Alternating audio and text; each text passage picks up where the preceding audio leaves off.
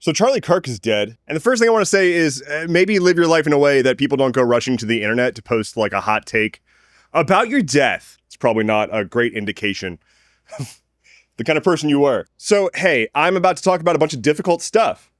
And some people might not find it difficult. Some people might find it quite difficult. Some people might be shocked that I hold some of these views, and some might be completely unshocked. But I implore you to believe me when I say that everything I'm about to talk about in this video comes from a place of wanting better for everyone in this country. Everyone in this country. I'm going to get into talking about Charlie Kirk in just a second. I do also want to acknowledge that simultaneously to his shooting was a shooting at another school in Colorado. Like, I just want to get it out of the way up front that his death by gunfire is not out of the ordinary. It's out of the ordinary insofar as spectacle and the fact that he had people that cared about him beyond just his family, people in positions of power who are now going to do something, probably. But he faced the exact same fate as so many school children in this country. I want to make that clear. So, first things first, we don't know what happened.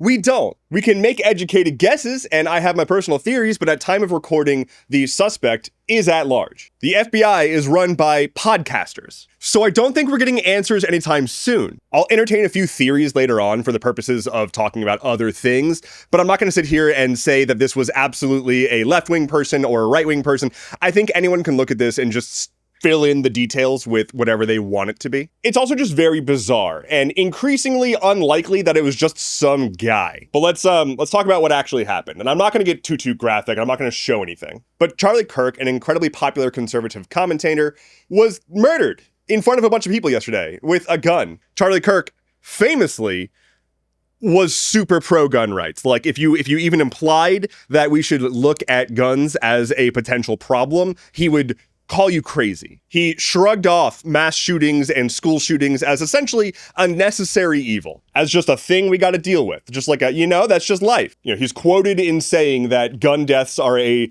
necessary side effect of the freedoms of gun ownership. And so since his death, we've seen very polarized responses from a lot of more centrist and liberal-leaning people, especially politicians.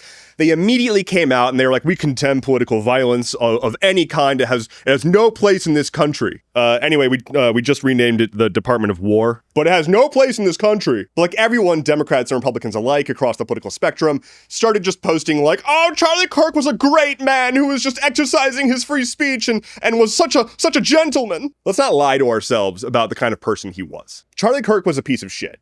Charlie Kirk was an awful person.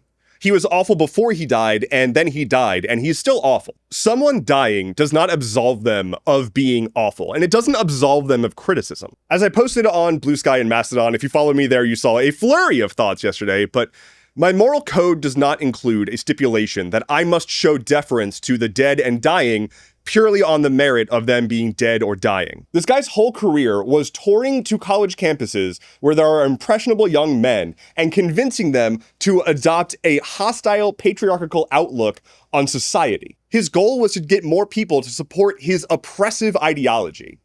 That is violence. I really need people to connect that violence done by way of pen is still violence. That could be voting, that could be lawmaking. Yes, he got shot, and that's really violent.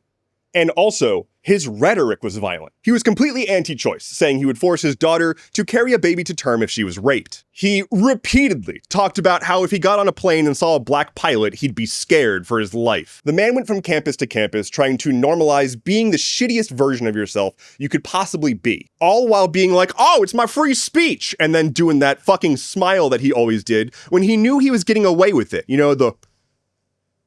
This guy knew what he was doing was aggressive, but he never faced any meaningful consequences until it was too late. So now let's dive a little bit into how we got here, because it wasn't a vacuum. This didn't just happen out of nowhere. Some people are celebrating his death. And I'm not here to pass judgment. I'm not going to tell you what your moral code should be. I'm going to tell you the way I see things, and you can make your own decisions. But expressing that you don't care about the death of a guy who actively hated you and actively worked to make your life worse in this country, that's not a moral failing. That's just normal. Celebrating his death can be a bit poisonous.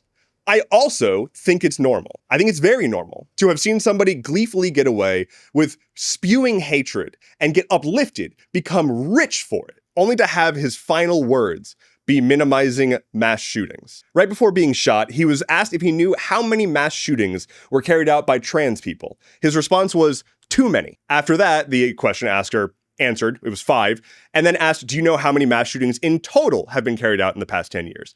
His response was, including or not including gang violence. And then he was immediately shot. So people see this among this drought of justice that we're having.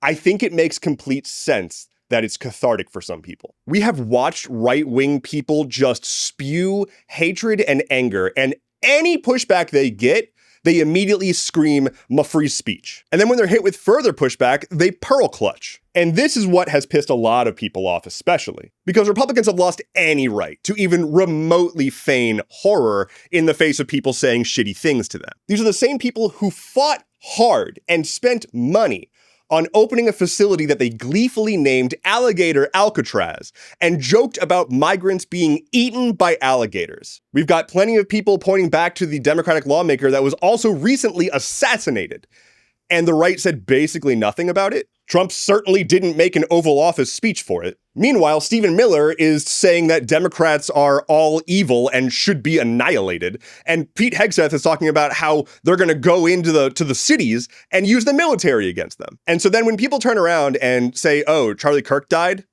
that guy was an asshole, whatever. Like, that is not on the same par. To act as if Charlie Kirk was acting in a vacuum and that words don't carry weight or mean anything is to ignore basic reality. He would not have been doing what he was doing if he didn't think it was having an impact on the world. Political speech and violence are not separate. Political speech is a required pretext to violence, often. It's what riles people up to go do the violence. And that is what he's been doing for years. It's part of why we are so polarized. That was what he profited off of. He profited off of making videos that highlighted liberals being all upset while debating him. It wasn't about the debate. It was about the spectacle. It was about laughing at the triggered libs. It was never about good faith engagement, which is why this is getting under the skin of so many people when we're saying, fuck this guy. And then others are like, but he was just using his free speech. Yeah, he was using his free speech and he got shot. That happens. Now, should people get shot just randomly because you disagree with them? No. And also, we shouldn't have a gun culture where this happens all the fucking time. I see people talking about how he was a father. For one, I'm going to point back to how he said he would force his daughter to carry a rapist baby to term. I would also point out that there are a lot of fathers who have been killed by guns and have lost their children from guns. I'm not anti-gun. I actually think that Charlie Kirk could have been doing more to make the world safer for him and his family by advocating to these young men who looked up to him to be respectful about gun ownership. The guy could have dedicated his life to empowering young men to be chivalrous, to be supportive, to be active members of their community, to be safe and understand and respect the weapons that they idolize. That's not what he did. That's not what he did. He went to college campuses, he set up an awning that said, "Prove me wrong," and he made viral videos for clickbait. He died surrounded by Trump merch while shilling for the administration that currently has a stranglehold on all 3 branches of the federal government. And everyone's talking about how he was a conservative activist. That's really fucking sad. Also, on the topic of violence not having a space in politics, what the fuck do you think overturning Roe was? Kirk was one of the people that was at the forefront of trying to convince people to support overturning Roe. It's not his fault that it's gone, but he was a major player. I'm not going to sit here and say that he had the power to make all these things happen by himself, but he is an iconic member of the top of funnel for the alt-right pipeline. His job was to hook into young men's brains and drag them away from a respectful reality. We wonder why there's a quote-unquote male loneliness epidemic. It's because they're fucking insufferable. And that doesn't mean they're too far gone. You can change. I was insufferable too. If you're a young dude, I was also insufferable around like 15 to 20-ish. You can change and things will get so much better when you start to actually see people as people. So real quick, I want to touch on if this was a political assassination, as the Trump administration is already jumping to stating as fact that it was. And that's a bit of a red flag, but I'm not gonna go down conspiracy theories. if we assume that this was a left-leaning person trying to make a big scene or whatever, I don't think this helps. I don't think high-profile assassinations are the best way to go about this. Now, Republicans have been trying to find excuses to crank up the rhetoric for years now. It would be insane to pretend that this one instance is gonna let them do something bad now, and so we shouldn't do stuff like this. They've been escalating. It does not matter. If it wasn't this, they've already been escalating with that murdered girl in Charlotte. So that's not really my reason for not thinking this is the best way to go about things. It does make him a bit of a martyr, sure. We don't know what the fallout's gonna be. It was an incredible spectacle. For some people, they're gonna find it incredibly cathartic, but I'm willing to bet that it's going to end up causing more chaos than it was worth. But also, I'm not a future boy. I don't live in the future, so I don't know. This is my guess, my assessment. I also want to note that, like, days prior to this, people were saying that we need to do what Nepal is doing, but in the US. And I know it's not the same people saying these things, but just make sure you're not conflating what you're asking for when you're saying we need to do in Nepal. Because Charlie Kirk getting shot in the neck is nothing compared to what some people have been asking for to happen in this country. Anyway, the last segment for this is just how this has played out on social media, which has been wild. News organizations have been blurring the footage of it, but the video is everywhere. You're just scrolling on any social media site, not even just fucking Twitter. And there it is. Now, I've seen far, far more horrific videos every single day out of Gaza, but it's still wild. Like, they probably did not want for this video to be just available and on everyone's feed, but it was.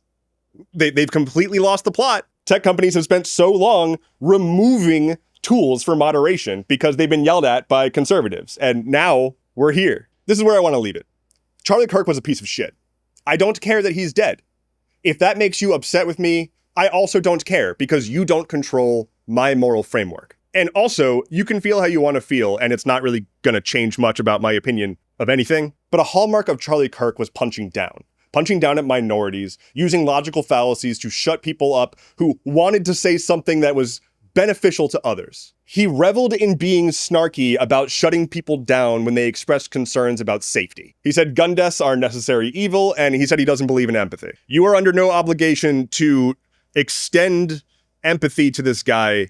He's just a dude, and so are you, maybe. There's not a cosmic ledger out there that's tracking your thoughts about a given situation. You don't need to feel bad for expressing very reasonable human emotions. And if you do want to mourn his loss, go for it. If that's how you need to process this, go for it. Don't take it out on others. I'm going to continue to do what I can to not punch down. I try really hard and I mess up sometimes when my anger gets the better of me. But I generally try to call out the people who are in power, who are doing this to us, and not those who are suffering more than I am already. My name is Endeavorance. We'll talk again soon. Take care and be well.